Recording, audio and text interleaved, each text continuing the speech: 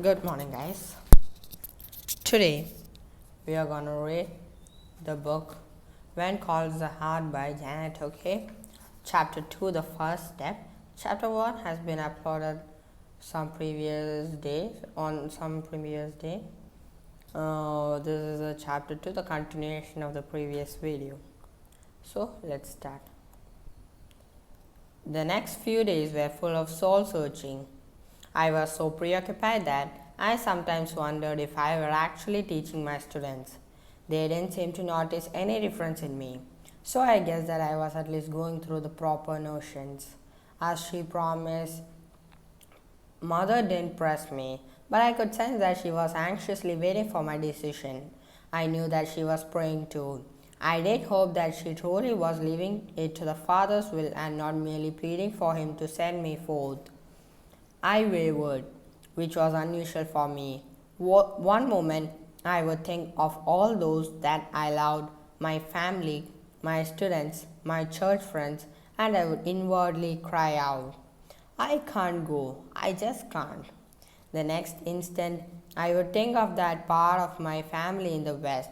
Something invisible was drawing me to the older brother whom I had never really known.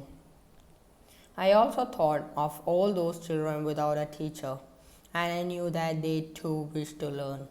I even considered the great adventure that this new opportunity held, and I would find myself reasoning, why not? Maybe this is the answer to the restlessness within me. Maybe I should go. Back and forth my feelings swung like the pendulum on our grandfather clock. After considerable debate and prayer and thought, I felt directed to Joshua 1:9. Be strong and of a good courage.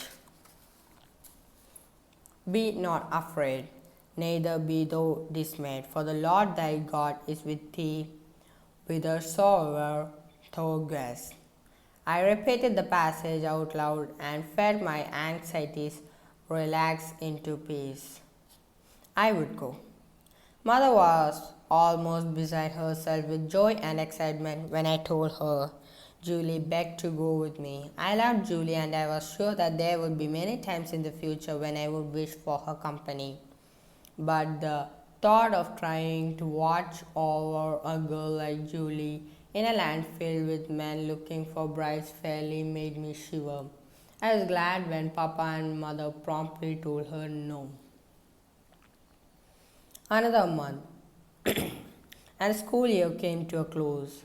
I waved goodbye to the last pupil, packed up all my books and teaching aids, and closed the door of the classroom carefully behind me for the last time. Blinking back some tears, I said goodbye to my fellow teachers and walked away from the school without looking back. I had let Mother tell Jonathan about my decision, and he seemed overjoyed that actually was coming. He even wrote a letter to me telling me so directly. His and Mother's excitement seemed to be contagious, and my desire to see my brother was growing daily. Jonathan had passed the word to the school superintendent, and he, too, hurried a letter off to me. Mr. Higgins, the name somehow suited my mental image of him, assured me that he was pleased to hear that I would be coming west, and his letter stated he would give care and consideration in assigning me to the school that he felt was right for me, and he would be most anxious to meet me upon my arrival. Sorry. The days filled with shopping, packing, and finally shipping my belongings passed quickly. Jonathan had said that anything I could spare should be shipped early. The freight cars had a tendency to get shuttled aside at times and often took longer for the trip than the passenger cars. I secretly wondered if Jonathan wasn't using this as a ploy, reasoning that the shipped ahead trunks would be a measure of insurance against a girl who at the last moment might wish to change her mind.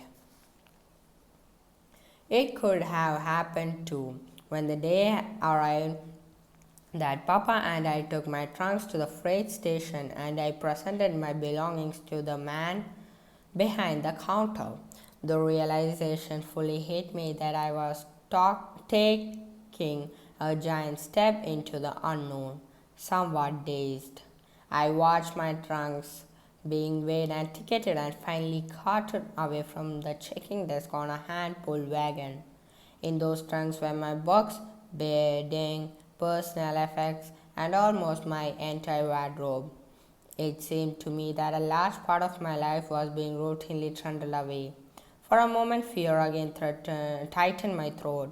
I had an impulse to dash out and gather those trunks back to myself and hurry back to the familiar comfort of my own home and room. Instead, I turned quickly and almost stumbled out of the building. Papa had to break into full stride in order to catch up to me. Well, that's for, I said in a whispery voice, trying to intimate that I was glad to scratch one more task from my awesome list. I think that Papa saw through my bluff. He answered me hardly but completely off the subject. Saw a delightful light hat in that smart little shop beside Eaton's. I thought at the time it was just made for you. Shall we go and take a look at it? Some men despise being seen in a lady's shop. My father was not one of them. Perhaps it had something to do with the fact that he had 4 daughters and an attractive wife. Papa loved to see his women dressed prettily and took pleasure in helping us to choose nice things.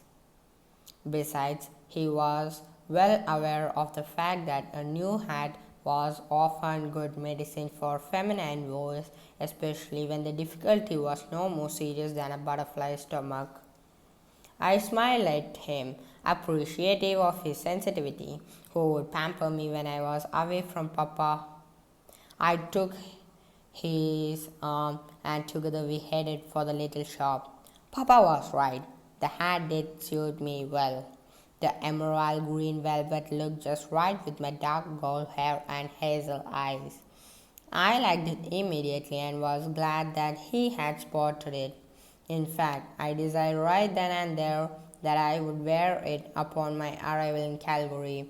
It would give me a measure of confidence, and I had a feeling I would need all of it that I could get.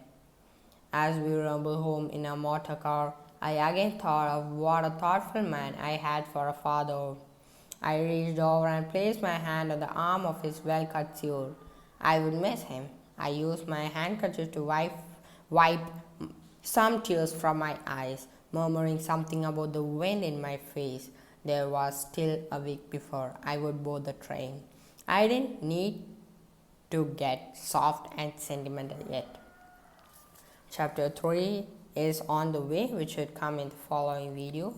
Thank you. Have a nice day. If you won't mind, you can just subscribe, like to the channel. Thank you. Have a nice day.